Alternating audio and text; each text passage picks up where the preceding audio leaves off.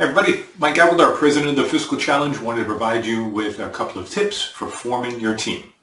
Now, the rules suggest between 2 and 6 students on your team. I don't recommend that.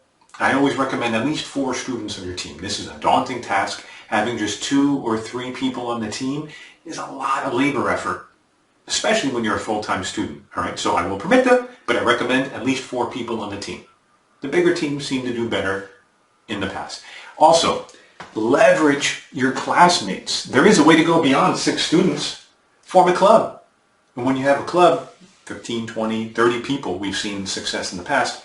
Collective wisdom, lots of hands, lots of brains working, coming together, creating that presentation, which is then delivered by the subset of students, the 5 or 6 on the official team. And then once those 5 or 6 graduate, the other students, the younger students, matriculate up. It's a great learning experience. It's a way to leverage your classmates to go beyond the official rules. Okay, so a couple of tips on the size of the team. About 4, 5, or 6 people form a club. Now, to the composition of the team, don't forget there's 2 rounds. All right, round 1, you are creating a presentation, and there are 6 elements to the creation process, in my opinion. Literature review, data analysis, ideation, details, deck, and record your presentation. These are different steps which require different skills, and it's unlikely that any one person has all the skills necessary to do each of those pieces well, which means we need a well-rounded team. One tip, recruit classmates from different majors, right? Maybe you're somebody in data science or statistics is great at data analysis, but maybe they're not great at ideation or putting together the slide deck. Maybe somebody in BizCom is really good at recording and doing the slide deck, but terrible at the lit review. Form a well-rounded team with diverse backgrounds.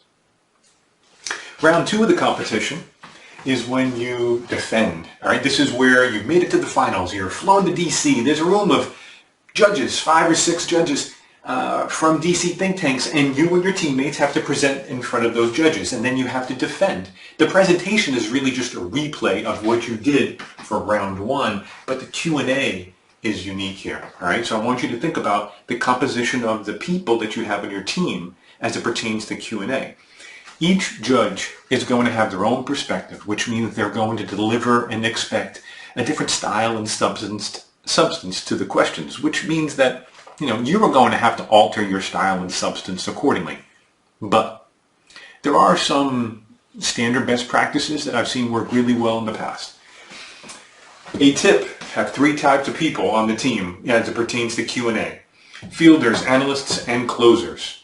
Fielder takes the question. Thank you very much, Mr. and Miss Judge. Here's what I just heard for the question. We're going to break it out into 2 pieces, part A and part B. And then take that ball effectively and toss it to your teammates. Don't forget, teamwork is an element of the judging rubric. You toss it to the first analyst, tackles part A. They toss it again to another analyst, tackles part B. And then your third person on the team, or third type of person on the team, the closer, comes in, wraps it all up, summarizes it for the judges. Thank you for your question.